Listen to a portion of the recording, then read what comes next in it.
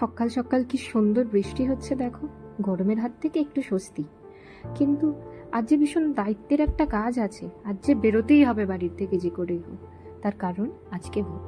হ্যাঁ, দেশের একজন নাগরিক হিসেবে এটা আমার দায়িত্ব, আমাদের সবার, যে আমরা ভোটটা দিতে যাই।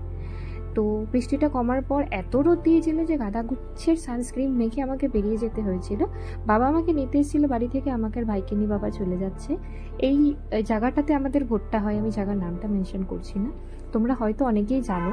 জায়গাটা ভীষণ ভীষণ সুন্দর, চারিদিকে আমবাগানে ঘেরে, কিন্তু গাছে খুব একটা আম দেখা যাচ্ছিল না। বাবাকে জিজ্ঞেস করে, বাবা বলল যে ভোটের আগে আম পেড়ে নিয়ে গেছে।